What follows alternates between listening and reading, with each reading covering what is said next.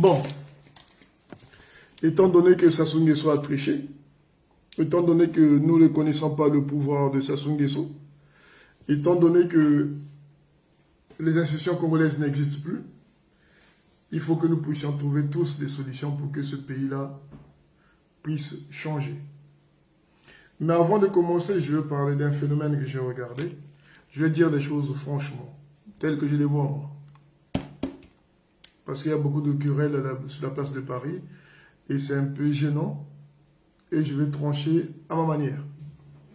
Donc, j'essaie de dire ce que moi je vois, ce que j'ai constaté, et ce qui n'est pas normal dans un pays qui est dans un pays qui est censé être démocratique, prospère, et tout ce qui va avec, tout ce qui est de bien qui va avec. Malheureusement, on n'a pas cette chance-là. Mais bon, moi je vais dire un truc, parce qu'il y a des débats un peu bizarres que je n'arrive pas à contenir, mais bon, je vais venir. Je vais d'abord parler du Nord et du Sud.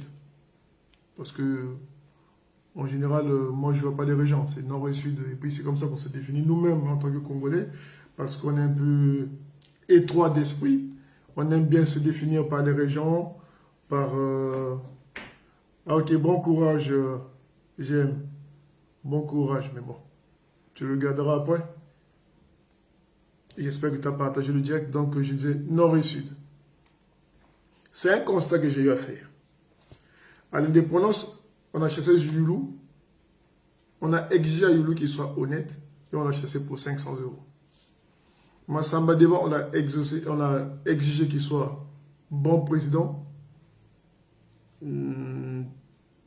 démocratique, machin, on a fini par le tuer lui aussi. Ngouabi, on l'a pas beaucoup exigé, mais on l'a trouvé socialiste, machin.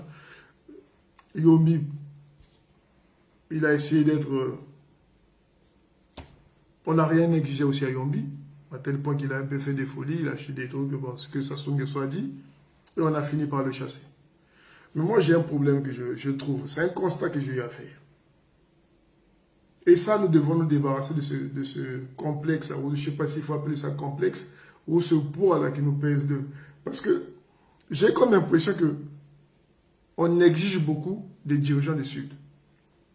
C'est-à-dire, quand un président est du Sud, on exige beaucoup de choses. C'est-à-dire, on exige la démocratie, on exige le droit, on exige les droits de l'homme plutôt, on exige le développement de l'économie, tout ce qui est censé être un homme du Sud au pouvoir ou dans un gouvernement, on exige tout ça. Mais ce que j'ai remarqué, c'est qu'à l'homme du Nord, on n'exige rien. Vous voyez? Parce que ce que M. Sassou Nguesso a fait avec son PCT, c'était un homme du Sud, c'est sûr que depuis longtemps il serait tombé. Ça, je vous dis clairement, il faut qu'on se dise la vérité, parce que demain, le Congo de demain a besoin de la vérité. Moi, j'ai comme l'impression que nous autres, c'est-à-dire les gens, la grande majorité des Congolais sont du Sud, ils habitent au sud du pays, ils ont tendance à comprendre ou à pardonner le dirigeant du Nord. C'est-à-dire, je donne un exemple simple. Sassou Nguesso vole, c'est normal. Bon, de toute façon, c'est des nordistes, ils ne sont pas sous-émois. C'est comme ça qu'ils simplifient les choses. De toute façon, c'est un nordiste, les gens là-bas, ils ne sont pas sous-intelligents. Ça n'étonne personne, en fait, si Sassou Nguesso tue, Sassou Nguesso vole, ça n'étonne personne de le Sud. Bon, c'est comme si c'était normal pour eux qu'ils le fassent au Congo, et que celui du Sud n'a pas le droit de le faire. Vous voyez? Ça, c'est dangereux. Parce que ce qui se passe, regardez même moi-même qui suis là, je suis beaucoup plus tranchant avec Mwamba qu'avec Itoa, qui est ministre, je ne sais pas de qui là, et l'autre ministre de l'économie qui sont de la cuvette. Parce que dans ma tête, je me dis, de toute façon, c'est normal qu'ils volent des bêtes. Vous voyez? L'homme du Nord aussi doit faire un effort, je pense. Ils doivent faire, les nouvelles générations du Nord, parce que les vieilles générations, c'est mort, doivent faire un effort pour montrer à l'homme du Sud que ces préjugés ne sont pas vrais. Qu'un homme du Nord peut être un homme politique, je dis bien, un homme politique, je dis bien, pour éviter l'amalgame. Un homme politique du Nord peut être travailleur, intelligent, patriote et exigeant sur le bien. Parce que ça, c'est normal, même ici en France. on a tendance à prendre l'homme du Nord pour un paresseux. Et l'homme du Nord ne fait jamais rien pour nous prouver le contraire. Vous voyez? Les gens qui travaillent en France en général, ils sont du Sud. Ceux du Nord, c'est rare de trouver un Nordiste en train de travailler. Tout ce qu'ils font, c'est voler ou attendre l'argent qu'ils ont volé au pays qu'on leur envoie. Et ça, peut-être que c'est des préjugés, mais il faut que les hommes du Nord se débarrassent de ça. Parce que si on parle, si Sassou Nguesso aujourd'hui au pouvoir, c'est parce qu'il est fort. Parce que dans notre conscience, à nous les sudistes, moi je suis sudiste, effectivement, j'accepte, nous pensons que c'est normal qu'ils les fassent parce que c'est des barbares. J'en ai déjà entendu des gens dire, mais de toute façon, chez eux là-bas, c'était les chefférés là-bas, c'est le plus fort qui gagnait. C'était des voleurs, de toute façon. Même un tel a écrit ça sur son livre que les Nordistes n'étaient pas honnêtes. Donc ça fait que nous, qui sommes au Sud, devant la barbarie de M. Sassou Nguesso et sa clique, on a tendance à, dans notre cerveau, on a tendance à, pas à pardonner, mais à les comprendre. Donc nous comprenons, nous essayons de comprendre ce qui est anormal. Oui, Sassou Nguesso vole, mais c'est tout à fait normal, c'est un nordiste. Mais par contre, si on prend un homme politique du Sud, on lui fait un procès. Parfait collègue de le gouvernement de Sassou Nguesso. Ah mais non, il n'a pas le droit, il a déjà mangé avec Sassou Nguesso. Mais pourtant, beaucoup de gens du Nord, on les pose clés dans le gouvernement. Ils volent plus qu'ils ont volé l'État congolais. Mais ça, on ne leur fait pas un procès. Mais si c'était Parfait Kolela, si c'était quelqu'un du Sud, qui était dans le gouvernement, on a fait des procès à tous les gens du Sud qui ont été dans le gouvernement de M. Sassou Nguesso.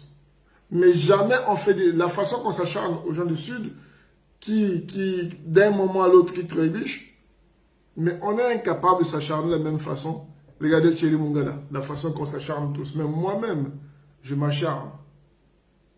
Mais je n'ai pas les mêmes mots pour m'acharner sur Itoa, qui dit que lui, chaque matin, avant de porter la chemise, le bon Dieu lui dit, ne porte pas celle-là, porte la jaune.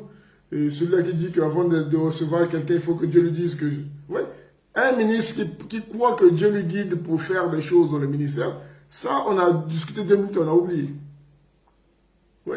Quand on prend un gars du Nord qui fait n'importe quoi, je vous donne un exemple. Ambende Nguesso, je ne sais pas, demi-dieu, celui qu'on appelle demi-dieu, tout l'argent qu'il a, qu'il partage à gauche, à droite, c'était un garçon du Sud. Un homme du Sud, qui son père était, je ne sais pas, ministre ou machin. Vous aurez vu qu'on l'aurait démonté. Soit il serait allé en prison, soit on l'aurait... Même si c'était les sudistes qui étaient au pouvoir, ouais, nous, on a toujours été exigeants. Entre nous. C'est-à-dire, on va s'acharner sur un homme du Sud. Mboukadia, tout le monde s'est acharné sur Mboukadia. Comme si Mboukadia avait fait quelque chose d'extraordinaire, de mal dans ce pays-là.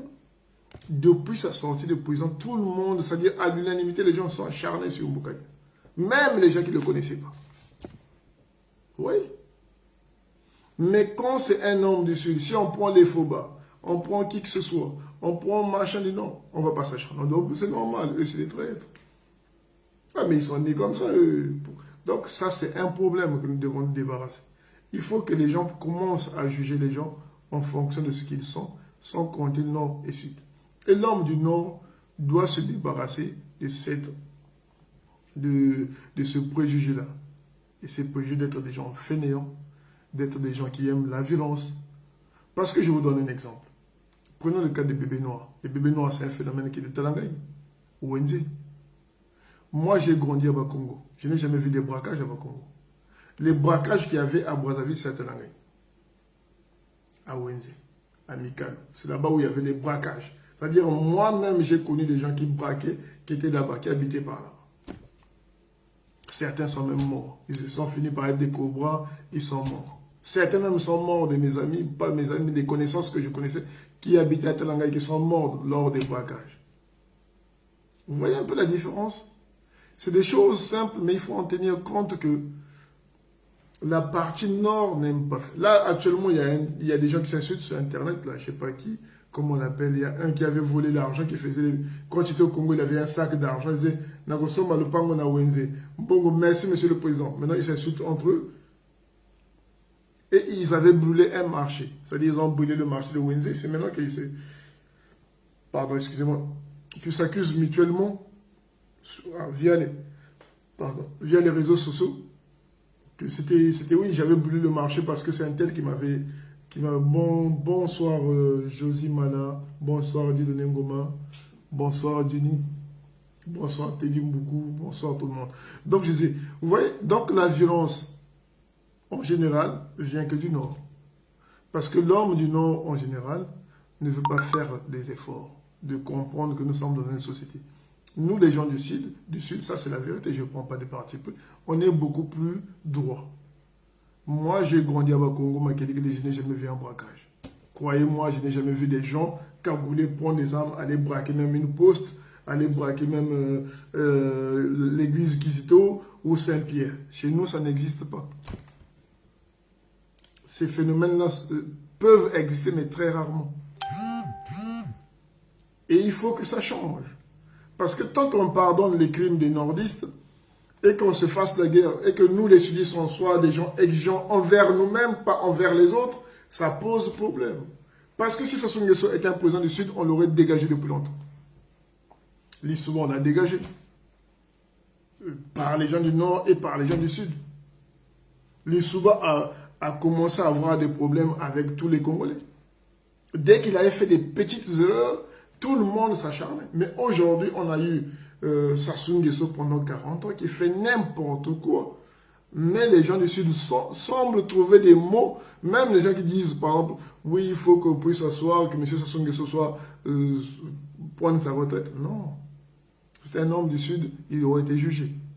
On aurait dit, oui, il faut qu'on le juge. Souvent, on lui a fait des procès. Même à l'étranger, on a continué à l'incriminer. Jusqu'à présent, c'est un gars du PST. Ouais. Je vais vous donner un exemple. Quand on voit les Bokilo, là, Bokilo n'a jamais travaillé. L'argent qu'il achète des voitures, là, les billets qu'il paye, c'est un sudiste, on le saurait acharné. Mais comme c'est un nordiste, on dit, mais c'est un idiot, c'est un voleur. Ils sont comme ça, laisse-le, ne passe pas, ne perds pas ton temps avec ces gens-là. Et c'est pas normal. C'est pas normal. Parce que, moi je dis un truc, pour l'homme du Nord. Le fait que vous ne soyez pas exigeant, ça vous posera problème. Ça posera problème aux gens du Nord. J'ai vu des vidéos sur Ngamakoso, là où il y a la pluie et il y a eu des inondations. La majorité des gens que j'ai vus en Ngamakoso, là-bas par Lingala. Donc c'est des gens des plateaux, c'est des gens du Nord. Vous voyez, les quartiers où vous habitez, ce n'est même pas des quartiers développés.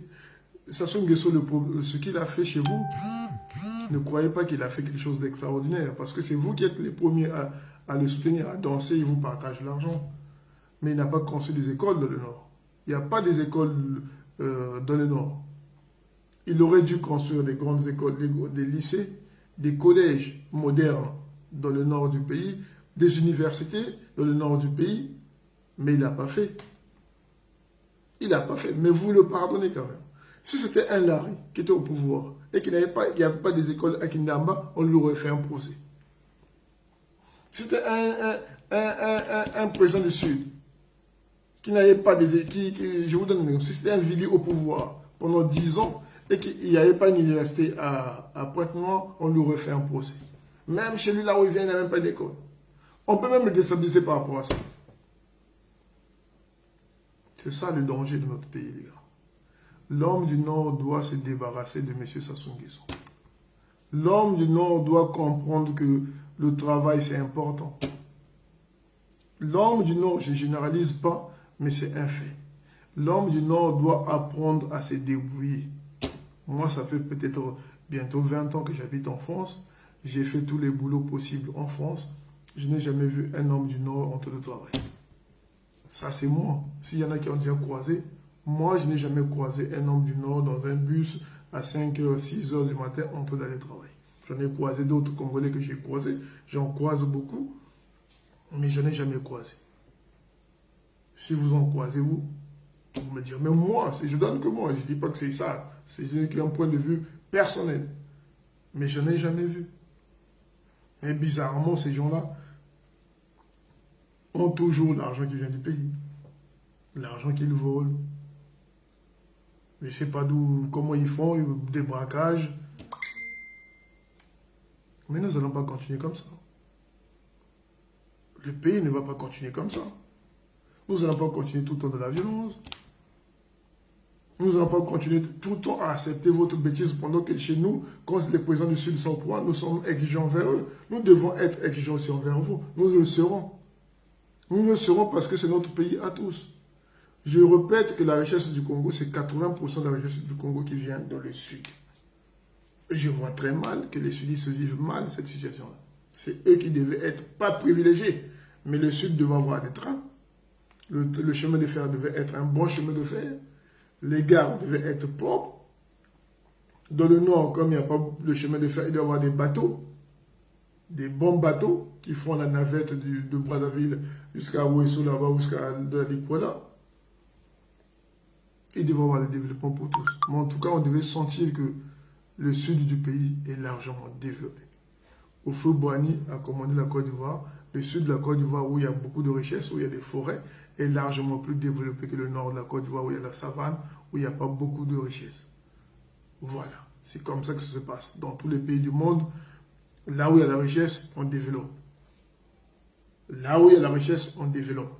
Donc, Pointe-Noire, le Kwilu devait être un centre de développement. Il devait y avoir des universités dans le Kwilu, il devait y avoir des entreprises dans le Kwilu, il devait y avoir beaucoup de choses dans le Kwilu.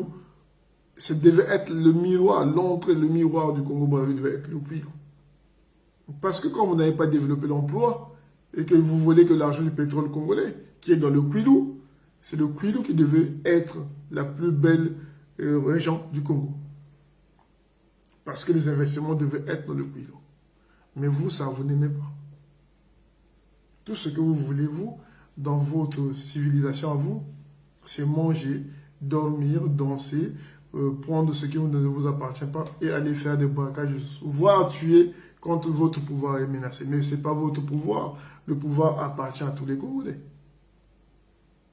Il y a Mpassi qui a parlé dans une interview. Mpassi, hein? Mpassi, c'est le chanteur congolais. Ce n'est pas Binjiga Charlène qui le dit. C'est Mpassi, je vous trouverai l'interview. Mpassi a dit ceci.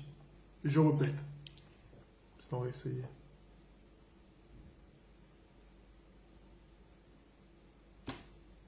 Oui, Serge Otto. Je reviendrai sur ça. Mpassi a dit ceci. Mpassi, ce n'est pas un voleur. Hein. Mpassi, c'est un homme qui a chanté en France. C'est un homme qui fait des affaires en France. Il a gagné beaucoup d'argent. Et il a voulu investir au Congo.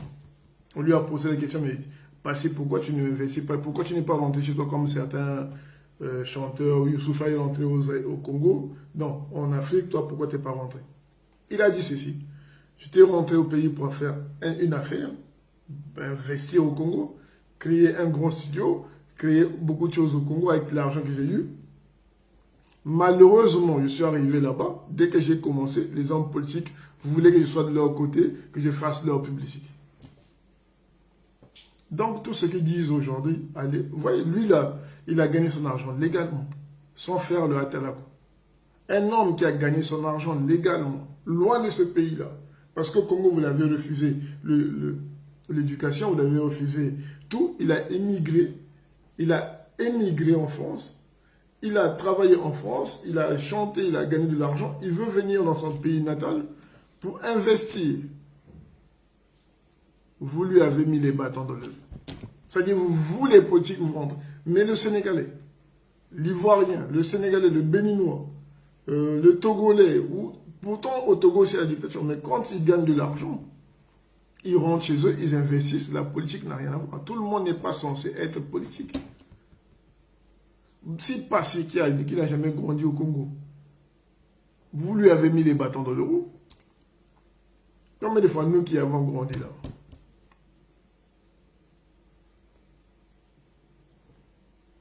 Oui. C'est ça le grand problème de notre pays, le Congo-Brazzaville. C'est ça l'éducation que Sassou Nguesso nous a donnée, qui est mauvaise. C'est d'accepter les fainéants, les voleurs, les incompétents, les handicapés mentaux dans le système politique congolais. Et ça, nous n'acceptons pas. Nous ne pouvons pas concevoir qu'un pays qui a eu beaucoup d'argent, et beaucoup d'argent est venu sous le règne de tous les présidents qui ont commandé le pays, le plus d'argent, celui qui a géré le plus d'argent du Congo, c'est Sassou Nguesso. Il en a géré les années 80, beaucoup d'argent. Et il en a géré de 97 à aujourd'hui. Beaucoup d'argent. Et qu'est-ce que les Congolais ont eu? Ils n'ont rien eu. J'ai toujours dit que moi, mes grands-parents n'ont rien eu du Congo. Ils sont nés planteurs, ils ont fait tout ce que les champs, ils ont mangé, machin. Ils n'ont jamais vu quoi que ce soit de la richesse de leur pays. Ils sont morts avec des veines au visage, des rides partout, parce qu'ils ont travaillé toute leur vie au champ. Pour acheter de leur terre, pour construire leur maison. Ils ont tout fait par la sueur de leur front. Ils n'ont rien gagné de ce pays-là. Rien. Mon père est mort. Pareil. Tout ce qu'il a construit, il a gagné par là. Ma mère, pareil. Nous aussi, notre génération est en train de prendre l'âge. On n'a rien gagné de ce pays-là. Tout ce qu'on nous dit, tout ce qu'on veut nous faire dire, c'est d'aller chanter pour Sassou Nguesso pour qu'on gagne 10 000 francs, 15 euros. Vous croyez que nous, on va chanter ou quoi? Nous n'allons pas chanter, M. Sassou Nguesso. On préfère être pauvre, SDF en parler, comme vous dites vous-même, que d'aller chanter. On ne chantera jamais. On ne chantera jamais. Et ce pouvoir-là, vous ne l'avez pas gagné, vous n'avez pas été élu, vous avez triché, vous n'avez aucun respect pour les morts. Il y a un homme qui est mort. Un candidat vient de mourir. Si tu es vraiment quelqu'un qui gagne les élections légalement, tu annules les élections, tu repartais avec Mathias Sozo aux élections. Incapable même de le faire des élections. Même quand les candidats ne sont plus... Celui qui était censé te battre n'est plus là. Tu as peur des gens qui... Voilà. Aujourd'hui, je vais vous dire un truc qui m'est arrivé. Il y a une dame qui m'a appelé pour montrer que vous êtes des barbares. Et ça, moi, j'accepterai pas. Je vous dis clairement que j'accepte pas. J'accepterai jamais jusqu'à la fin de ma vie votre façon de faire. Je la combattrai. Et voilà. Excusez-moi, il y a un truc qui s'est passé la semaine dernière, cette semaine-là plutôt. Il y a une dame qui m'a appelé sur Messenger. Elle m'a d'abord envoyé, je vais taire le nom parce que la solution l'a trouvée. Elle m'a appelé, elle m'a envoyé un message. Bonjour monsieur, je suis au Congo-Brazzaville, je m'appelle, elle a donné son nom. Elle a dit, j'ai ma copine ici. Son enfant a été enlevé par la police et l'enfant a dégesté depuis 10 jours. Depuis 10 jours, l'enfant est là-bas. Et ils ont cherché à aller voir l'enfant en prison. On ne veut pas les faire rentrer. Cette semaine-là qui n'est pas finie. C'était lundi, je crois, lundi. Donc, ils s'inquiétaient pour leur enfant. Ils m'ont dit si je pouvais contacter les organismes de droits de l'homme ici et donner le nom de la personne. J'ai dit, ok, on va le faire. Donc, j'ai appelé Donald. J'ai appelé quelques étudiants que je connaissais pour commencer les démarches parce qu'ils m'ont donné le nom et un étudiant. Je ne sais pas si c'est eux qui ont crié sur le ministre, je ne sais pas pourquoi on l'a arrêté. Mais donc la dame semblait désespérée avec sa copine. L'enfant a 25 ans. 25 ans. On s'est démerdé. Elle m'a dit, ce soir, on m'a appelé pour nous dire d'aller le voir demain. Donc c'était jeudi, ouais. Jeudi, ils ont dit, non, c'est pas jeudi. C'est aujourd'hui. Ils sont allés le voir aujourd'hui, après 10 jours. Ils sont allés le voir aujourd'hui. Ils sont allés négocier. Et on a sorti aujourd'hui après 10 jours. 10 jours enfermés à dégester. Et c'est maintenant, la dame m'a envoyé un message sur mon WhatsApp pour me dire, non, ne dis plus le nom de l'enfant, il a été libéré. Bon, moi je me pose la question. Comment vous pouvez vous arrêter quelqu'un qui est présumé innocent? Vous le gardez pendant 10 jours en prison, sans le présenter à un magistrat. Bon, d'où vous sortez cette loi-là, en fait? Même si c'est le dictateur, soyez un peu... Moi, je vous dis toujours que ce qui vous manque, vous, c'est l'intelligence. Vous ne savez pas tricher, vous ne savez pas voler, vous ne savez pas tuer, vous ne savez rien faire. Parce que je vous dis un truc, quand les gens volent, partout les gens volent, que ce soit au Japon, mais il faut jouer avec la tête quand on veut voler. Vous avez l'argent du Congo dans vos poches. Donc, quand je vais vous dire un truc, c'est comme quand tu joues un clip. Quand tu as bien chanté, si un chanteur a bien chanté, il met de l'argent dans le clip. Il faut que le clip soit bien pour que la chanson et le clip vendent, aillent bien traverser les frontières et que tu gagnes beaucoup d'argent. Vous avez beaucoup d'argent, mais vous êtes incapable de faire des choses simples, proprement. Vous pouvez être en dictature et respecter la loi. C'est-à-dire, je vous donne un exemple. Vous l'avez arrêté, 48 heures après vous le pointez devant un juge. Mais vous savez que le gars est innocent. Mais vous suivez au moins la procédure. Ah, on t'a arrêté parce que tu as fait ça, on va voir le juge. Le juge te dit, écoute, ton dossier là, tu vas en prison jusqu'à ce que je m'occupe, jusqu'à ce que on te donne la date de ta comparution. C'est au moins beaucoup plus simpliste que de prendre quelqu'un chez lui, l'enfermer pendant 10 jours, sans le présenter devant un magistrat. Ça, c'est pas normal. Et ça va vous poursuivre toute votre vie. Parce que ces gens-là, ça devient des témoins de votre brutalité policière. Vous ne pouvez pas fermer dans n'importe quelle démocratie ou dans n'importe quelle jungle, on n'enferme pas les gens pendant longtemps sans donner de nouvelles aux autres. Suivez des procédures que vous avez créées vous-même. Ce sont des lois que vous avez vous-même au pays là-bas. Ce sont des lois. Vous êtes incapable même de tricher. Apprenez à tricher, vous avez suffisamment d'argent. Il y a beaucoup de choses que vous pouvez faire sans que le peuple ne voit. Vous le faites juste, vous suivez juste une bonne méthode. Mais ce que je vois, moi, c'est la haine que vous transmettez aux gens. Mais il y a beaucoup de haine chez les Congolais. Moi, je suis qu'un Congolais lambda. Je dis seulement ce que je vois, ce que j'entends, ce qu'on croise dans la rue. Les gens, ils sont fâchés. C'est dommage qu'on soit arrivé là, que les gens, que nous puissions parler des régions.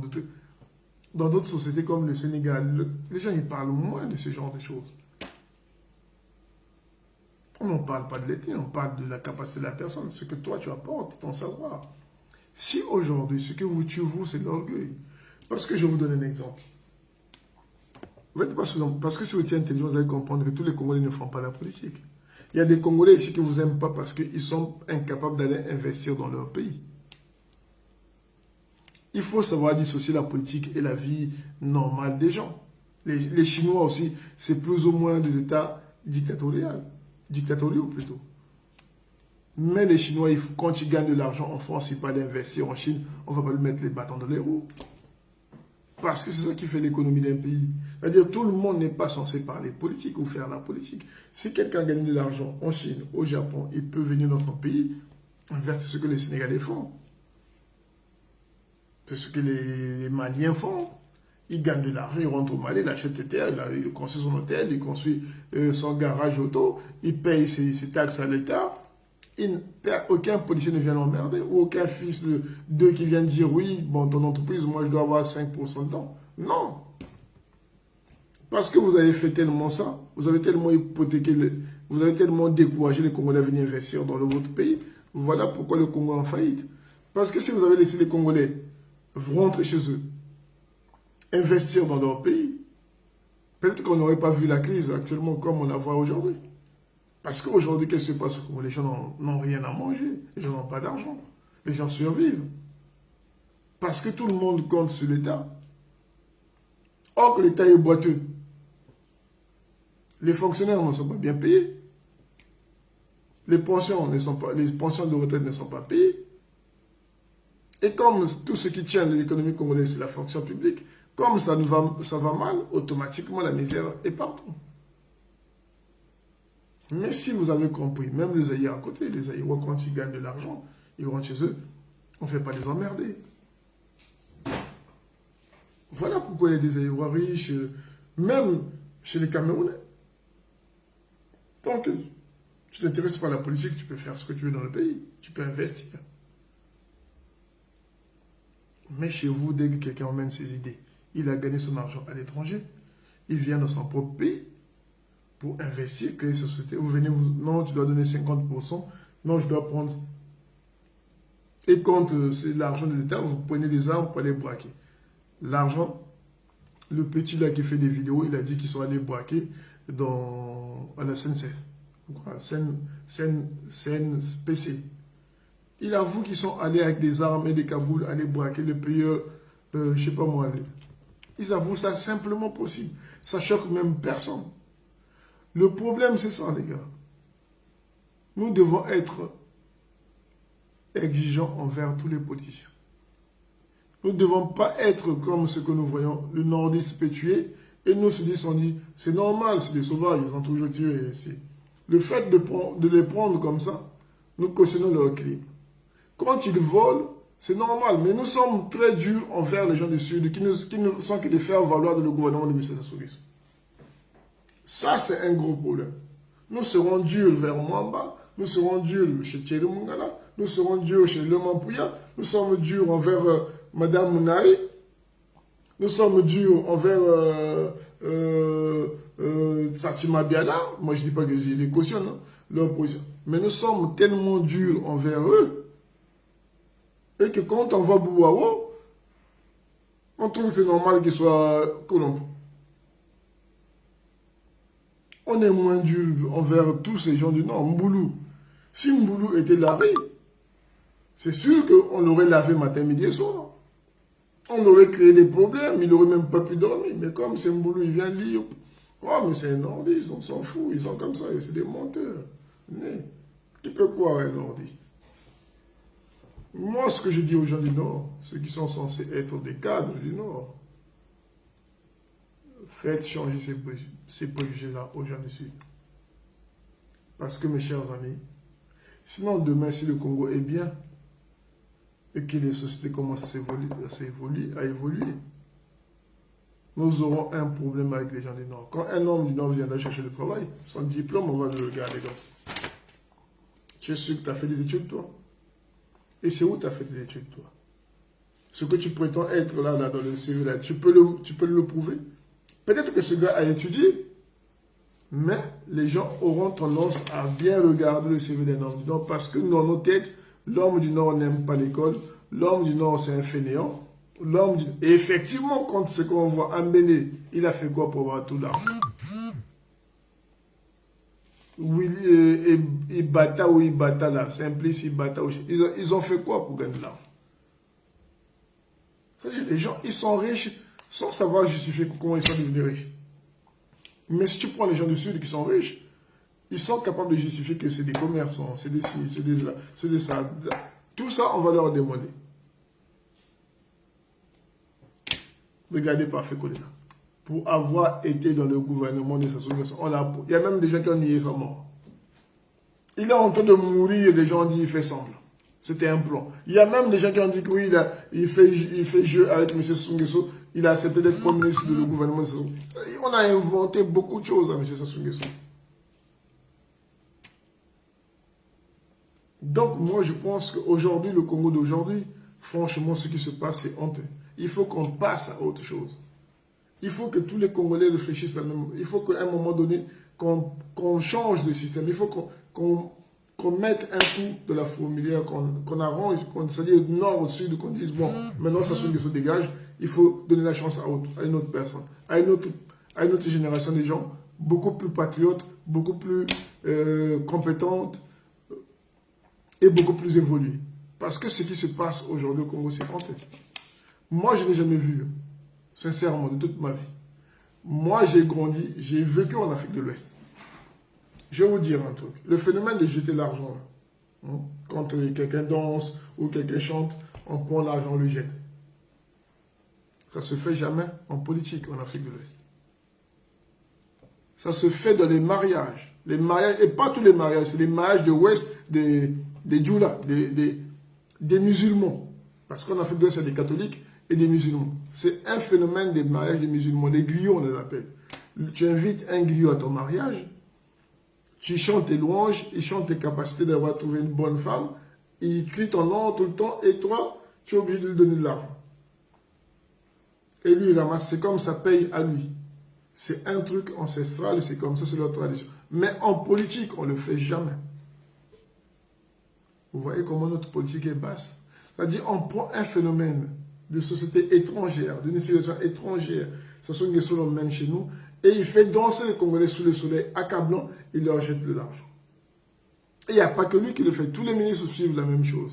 Si vous prenez tous les petits voleurs là, tous les petits voleurs du système PCT là, tous quand ils vont voir les Congolais, ils veulent que ces Congolais chantent une chanson, se mettent à genoux et les balancent l'argent. Vous voyez comment on oublie les gens? C'est-à-dire, la dignité, nous ne la connaissons plus. Nous ne connaissons plus la dignité. Mais quand ce genre de phénomène arrive au sommet de l'État, que les gens qui sont censés être les visionnaires de la République, ceux qui sont censés avoir la vision du peuple, comment diriger un peuple, passent leur temps à humilier le peuple, je pense qu'il y a un gros problème là, il faut régler. Mais non, en fait, ils voient nos directs en plus, ils nous écoutent, mais bizarrement, ils sont incapables de changer.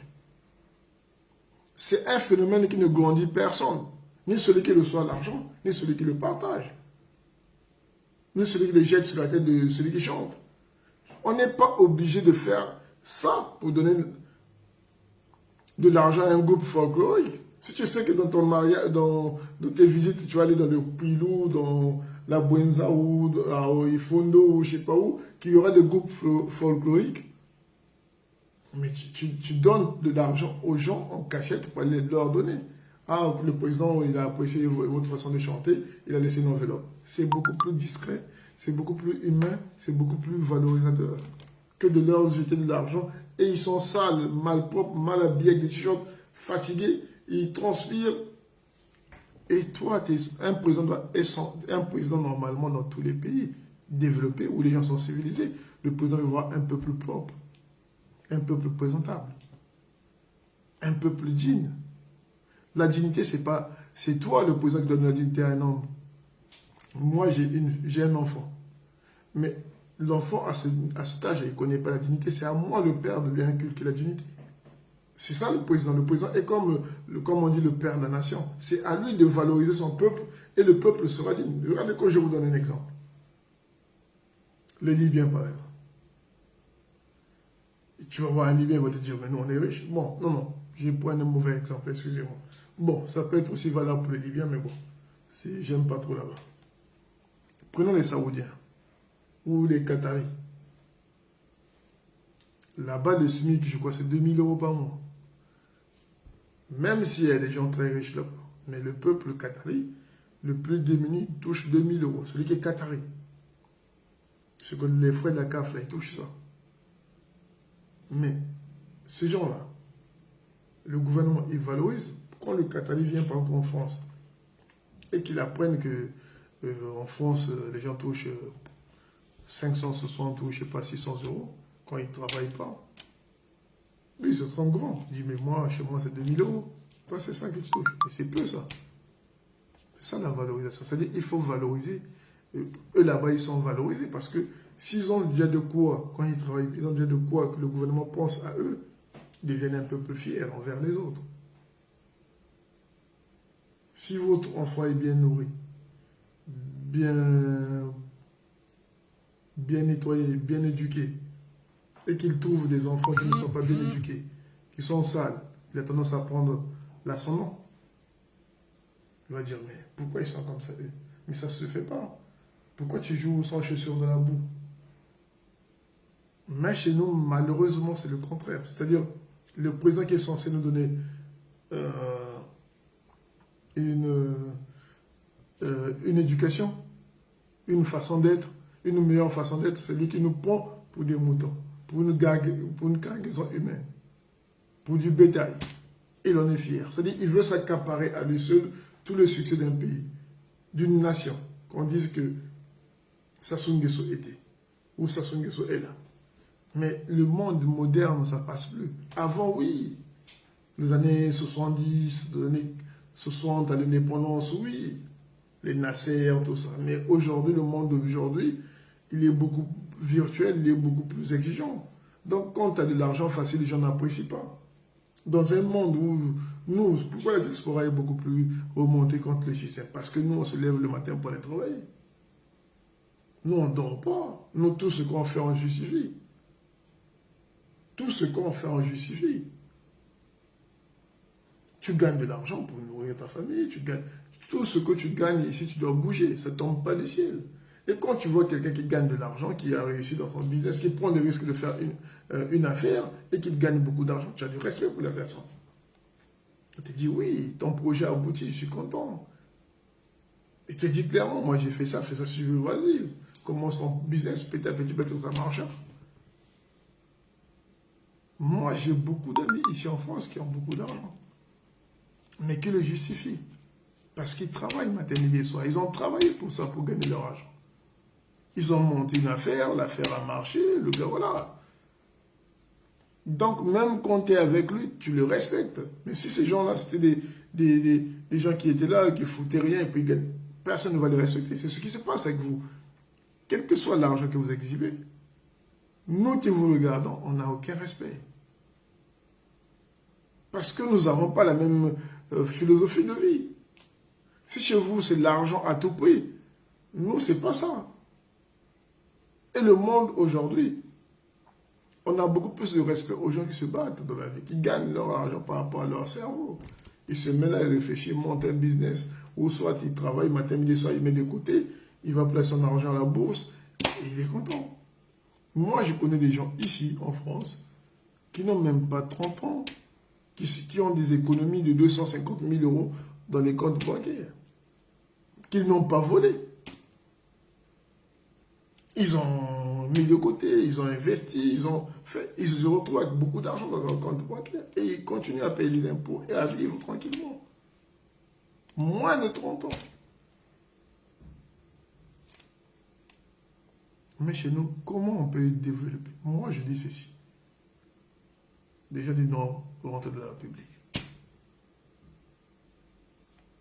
Le chemin que vous empruntez là, le fait de fermer les yeux devant quelque chose qui est en train de nuire convenablement à l'unité nationale, c'est à double tranchant. Ça sera à double tranchant pour vous-même et pour le Congo. Parce que tel que vont les choses, où les morts ne sont plus respectés, où tout c'est maintenant l'argent par la violence, où la violence semble être la solution à tout, ça va nous porter préjudice à tous. D'abord à vous-même. Parce que si vous avez fait un peu d'histoire, vous verrez qu'il y a beaucoup de gens plus puissants que vous qui sont effondrés comme un château de sable. Il y a eu beaucoup, même en Europe ici, hein. Salazar, Mussolini, la Yougoslavie de Tito. Oui, c'est morcelé maintenant. Beaucoup. Parce que tant que nous n'arrivons pas à résoudre ce problème-là, de démocratie, de partage de pouvoir, de respect des droits de l'homme, de la liberté, tant que vous gagnez toujours du temps à nous emmener dans la violence, à enfermer les gens à chaque fois que les gens veulent sortir, veulent dire quelque chose, veulent vous corriger, vous ne faites qu'empirer la situation. Vous ne résoudre. Ce n'est que de l'égoïsme en fait. Vous prenez pour vous, vous ne pensez même pas aux générations futures. C'est-à-dire ceux qui vont porter vos noms, vos petits-fils ou arrière-petits-fils. Vous y pensez même pas. Parce que vous, on peut supposer que bon, on va essayer de fermer. On peut dire que c'est bon. Il va mourir au pouvoir. Admettons. Mais c'est peu que d'autres personnes viendront. C'est peu qu'ils vont pas faire le procès à Songeso, mais ils peuvent faire le procès à ses enfants, à ses petits-enfants. Donc, ce n'est que vous gagnez du temps. Tôt ou tard, il y aura des choses qui vont se régler. Parce que le temps, c'est le second nom de Dieu. Le temps, c'est le second nom de Dieu. Vous avez assez d'expérience de comprendre que le pouvoir est parfois éphémère. Moi, je ne vois pas quelque chose. Sincèrement, moi, en tant que Congolais, je ne vois pas une bonne armée au Congo. Je ne vois pas une bonne police au Congo qui peut vous sauver si le peuple sort sur le vote. Je ne vois pas. Tout ce que je vois des militaires que je vois là, je ne pense pas qu'ils peuvent tenir devant un peuple qui est remonté. Aujourd'hui, nous savons que votre pouvoir dépense beaucoup d'argent pour les lobbies étrangers. Nous combattons, nous sommes des militaires, nous combattons sur deux livres. Nous combattons contre le régime de Sassou Nguesso et nous combattons en même temps contre ces lobbies que vous avez en France ici, au Qatar, peut-être aux États-Unis aussi, un peu aux États-Unis. Vous donnez l'argent des Congolais pour qu'ils vous protègent. qui vous donne la bonne information ou qui commence à fouiller dans nos comptes bancaires si on paye des impôts ou pas. Ça, nous savons tous. Mais comme on dit chez les chrétiens, les voies de l'Éternel sont un peu insondables. On a confiance. Mais tout le monde ne s'achète pas. Moi, je ne crois pas qu'à mon âge, j'ai besoin de gagner des milliards ou des millions d'euros gratuitement, facilement. Non. Je vais faire quoi avec des millions d'euros des Congolais pour faire la fête? J'arrive à faire la fête sans des millions. Faire la fête, on n'a pas besoin des millions. Être bien de sa bourre, on n'a pas besoin des millions. Surtout des millions volés chez les gens. Moi, je ne pense pas. Tous les Congolais ne conçoivent pas la vie en exhibant l'argent comme vous le faites. Non, ça c'est vous qui concevez la vie en termes de violence, de vol d'argent, de femmes, des enfants à gauche, à droite. Non. Il y a beaucoup de Congolais, peut-être la majorité des Congolais ne conçoivent pas la vie comme ça. Ils conçoivent la vie avec une femme, 2 ou 3 enfants, travailler, avoir des projets de construire une maison, avoir une passion, envoyer des enfants à l'école. C'est tout, c'est ça la vie des gens. On n'est pas censé aller dans les yachts. Moi, j'aime pas l'eau. J'aime pas aller dans les bateaux. J'ai une peur des bateaux. Donc, quand je vois les gens dans les bateaux, je sais pas moi, c'est pas mon truc. J'ai peur d'aller au fin fond de l'eau, je sais pas moi, non, c'est pas mon truc. Donc, à quoi bon? Prendre l'argent des Congolais pour aller acheter des bateaux, aller faire la fête à Miami, aller avec des prostituées, des femmes qui vous aiment beaucoup de l'argent.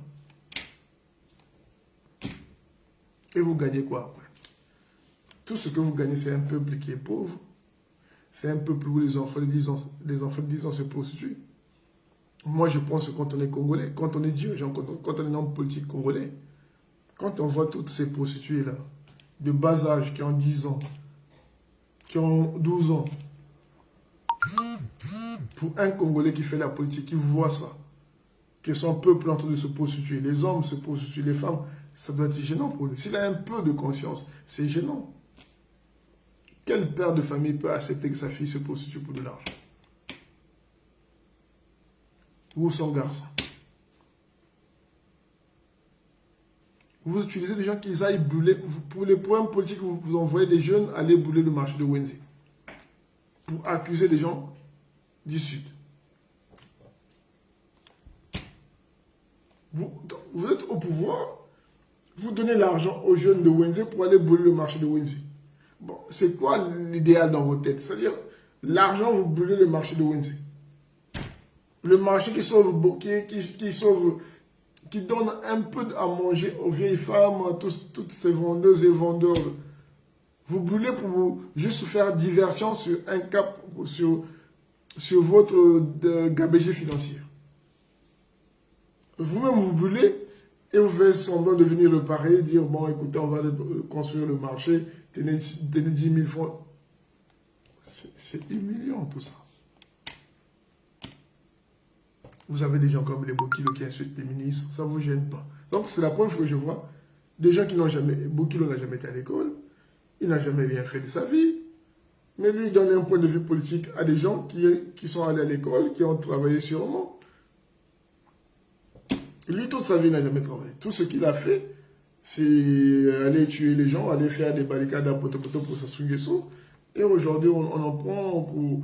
Et il a le courage de dire, de donner son point de vue politique à des gens aguerris qui se lèvent le matin pour aller travailler, qui gagnent de l'argent légalement dans des pays développés comme au Congo.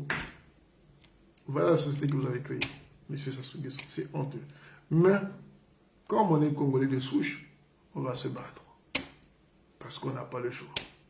Parce que moi, là, on va se battre. Chaque fois qu'il y a des failles, on va rentrer.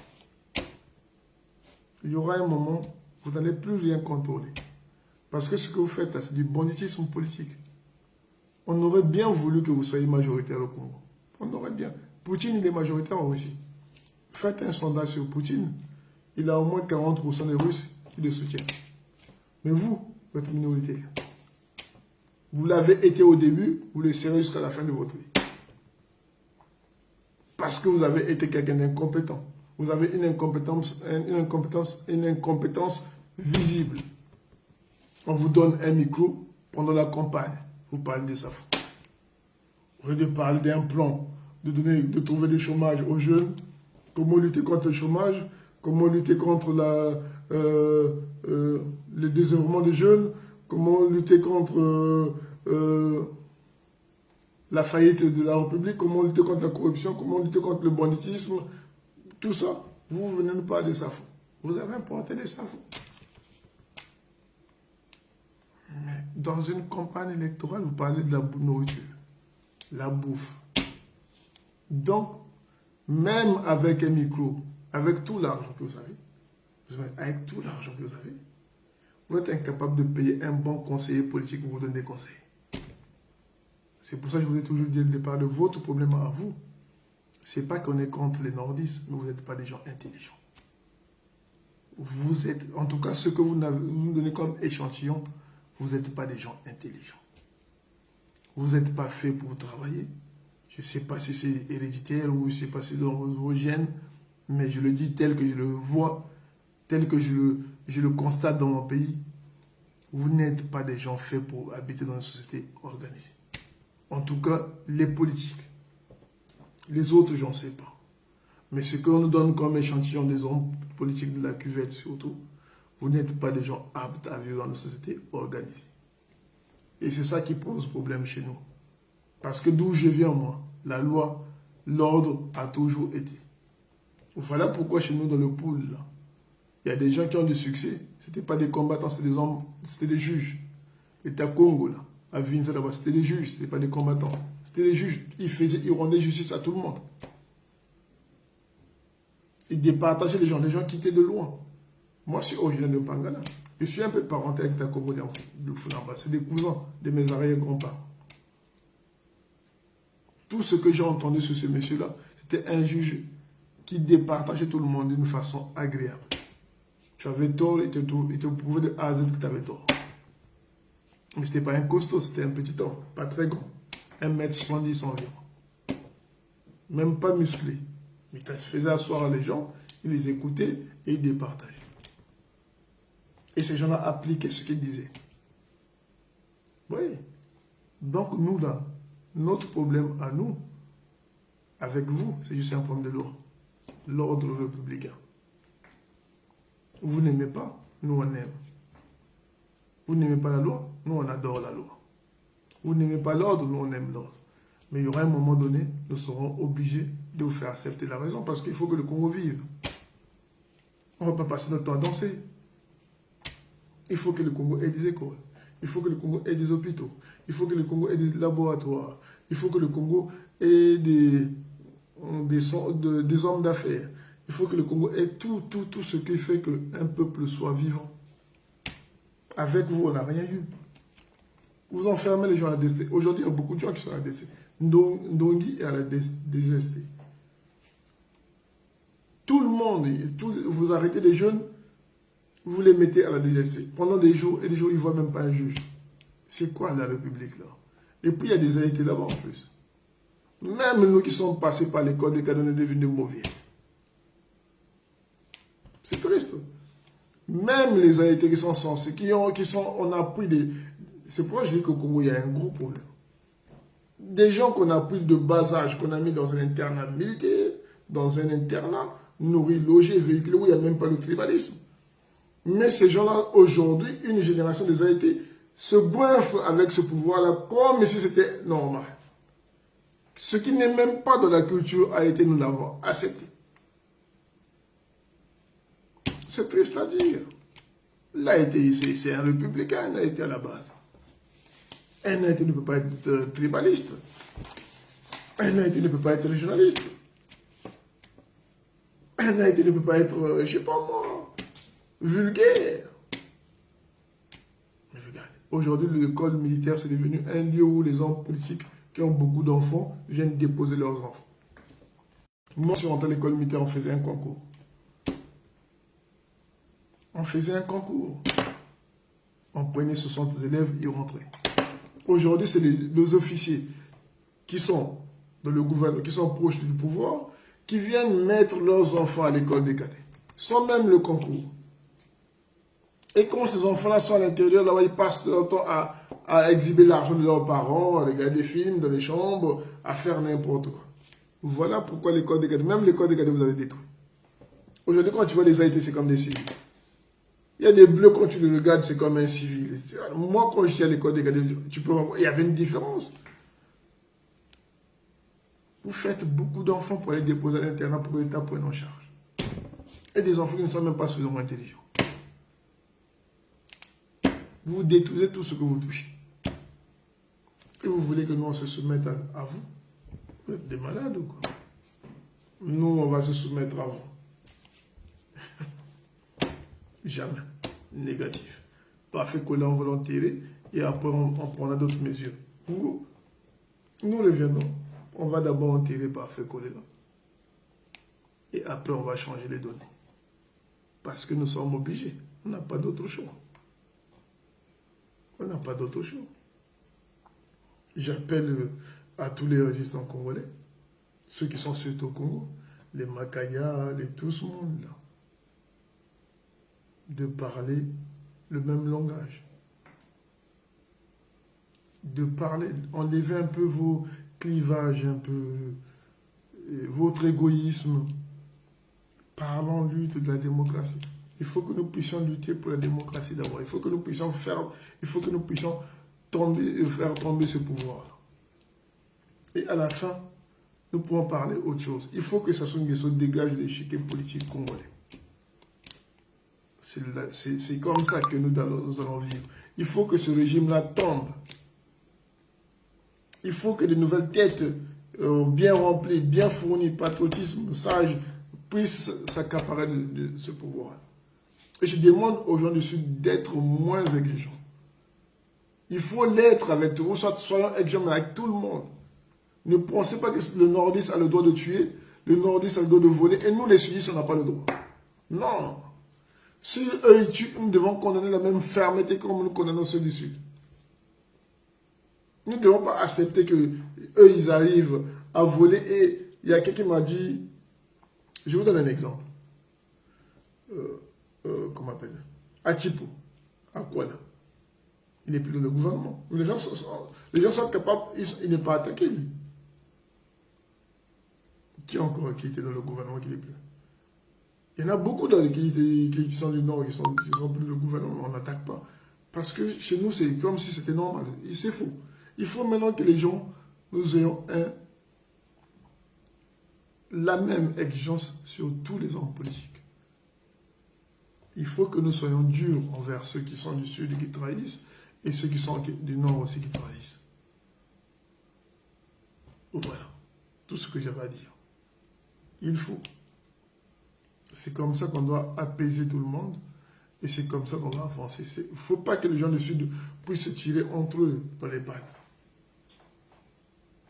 Moi, je ne condamnerai pas Ntoumi. Si vous attendez, moi, que je puisse condamner Ntoumi, je ne la condamnerai pas. Ça ne me regarde pas Ntoumi. Qui tire sur les gens, je ne dirais pas. Parce que dans le Nord, là-bas, il tire plus que Ntoumi. Donc, si Ntoumi tire dans le Sud, je n'ai aucun point de vue à donner sur Ntoumi. Parce que ce n'est pas lui, Ntoumi, qui a commencé la violence au Congo-Brazzaville. Je dis non. Et ce n'est même pas lui, j'ai jamais vu Ntoumi prendre les armes pour aller conquérir. Non, non, ça c'est vos affaires. Ntoumi, si ce qu'il fait c'est mauvais ou c'est mal, mais en tout cas le responsable et le seul, c'est Sassou Nguesso qui est à l'origine de toute cette violence-là. Donc Ntoumi, moi, je n'ai rien à dire. Voilà. Si je dois être exigeant avec Ntoumi, il faut que je sois d'abord avec Sassou Nguesso qui a donné les armes à tout le monde. Point barre. Donc l'exigence doit venir de tout le monde. Moi, je ne pardonne personne. Je ne conçois la violence, comment je dis ça? Je n'accepterai pas les gens qui ont fait quoi que ce soit et parler d'autres. Non, ils sont tous dans le même panier, mais il y a un responsable, c'est le PCT et M. Sassou Nguesso, qui sont à l'origine de nos problèmes. Et je le répète ici, le Congo n'est pas la Guinée équatoriale. Le Congo n'est pas le Gabon. On a la même culture. Je dis bien, on n'a pas la même culture. Eux, les Homba, à l'indépendance, les Homba, c'était un abruti qui dansait, qui chantait pour De Gaulle. Ils n'ont rien fait au Gabon là-bas. Dans leur culture, c'est des gens, presque des pygmées, des gens sédentaires qui ne réfléchissent pas, qui boivent, qui dorment. Bongo les a maltraités. Bongo n'aurait pas pu commander au Congo. On l'aurait chassé depuis longtemps. Il a acheté une maison à pratiquement 1 million à l'ex-Miss France. Regardez, pendant qu'au Gabon, il n'y a pas des écoles, pendant que les Gabonais ne mangent pas à leur faim, lui, il avait pris l'argent des Gabonais pour acheter des maisons à une Miss, un appartement en plein Paris, environ 1 million d'euros, à une Miss France. Bon, ça, c'est ce qu'on connaît. Combien de Miss monde que Bongo a donné l'argent pour aller acheter des maisons? Peut-être que Sassou Nguesso aussi le fait. Pour le moment, on ne sait pas. Mais demain, on sera surpris que Sassou Nguesso a offert des appartements aux gens à Paris, à des jeunes filles à Paris. Vous verrez, tôt ou tard, nous aurons des nouvelles et nous allons attraper notre tête en disant, putain, ce gars-là nous a vraiment fait mal. Parce que Bongo, il a donné l'appartement à la Miss France en 2003. C'est maintenant en 2011 qu'on a su que Bongo avait acheté un appartement en 2003 à pratiquement 1 million d'euros. Vous vous rendez compte? Comme pour s'assurer aussi, on saura bientôt. Vous allez voir qu'ils ont dépensé beaucoup d'argent en offrant des maisons aux femmes, pendant que les enfants au Congo n'ont pas d'école.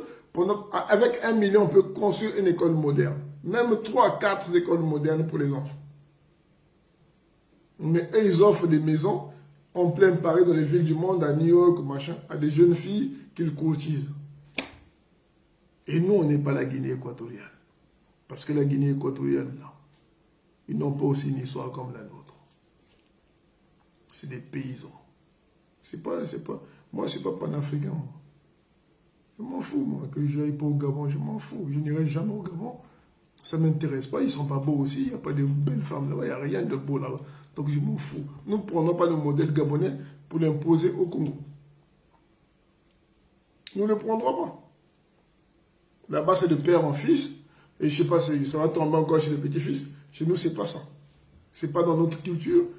Et nous n'accepterons jamais ça. Chez les Guinéens équatoriales, là-haut, je ne sais pas quoi, là-haut. Chez les Obiang, c'est pareil. Le fils, il est en train de venir au Congo, il va venir, je ne sais pas moi, j'ai vu la vidéo. Nous, on n'est pas comme ça. C'est des pieds nickelés, des hommes de la forêt qui ne sont jamais sortis de leur forêt. Et ce n'est pas ce genre de mentalité que nous allons inculquer aux gens ou au Congolais. Le Congo, c'est un pays qui a une histoire que nous devons respecter. Voilà. Le Congolais, c'est un pays qui est ouvert d'esprit, un peuple intelligent, parce que nous avons eu la première télé en Afrique centrale, nous avons eu les plus grands écrivains de l'Afrique centrale, nous avons eu des résistants dans l'Afrique centrale, nous avons eu des anciens combattants de l'Afrique centrale qui sont même allés jusqu'en Indochine. Donc, nous sommes un peu plus suffisamment mûrs. Nous avons lutté sans savoir lire et écrire. Mabia Manganga l'a fait, Botambongo l'a fait. Nous avons une grande culture.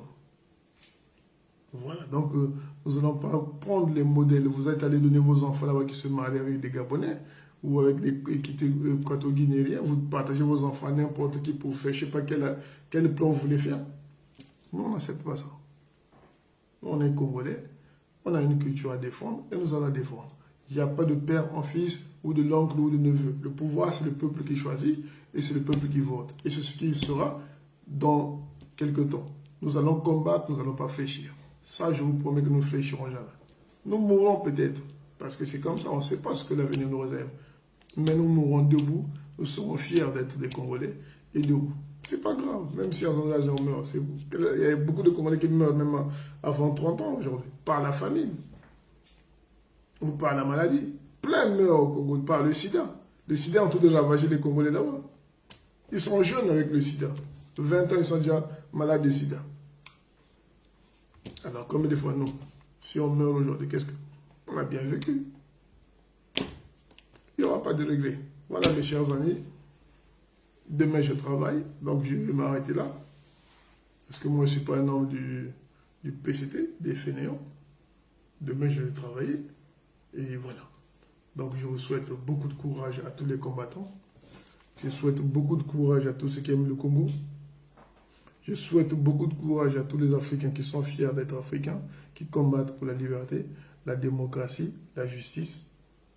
Je souhaite beaucoup de courage à toutes ces femmes congolaises qui se tiennent debout, qui continuent à lutter aussi. Et que j'espère que demain, tout changera et que nous rentrerons au pays et que nous serons un nouveau peuple, une nouvelle culture, une nouvelle nation qui va aller de l'avant. Et ça, ce que nous vivons aujourd'hui, ce n'est que, voilà, c'est un peu comme le parcours de combattant, c'est comme la croix de Jésus jusqu'à Golgotha. Donc voilà, nous devons avoir juste des grandes épaules et puis porter cette croix jusqu'à ce qu'on arrive à la montagne et après, ça ne sera que mauvais souvenir. J'espère en tout cas, j'y crois et que le Congo-Brazzaville vaincra cette dictature. Merci beaucoup et bon week-end à tout le monde.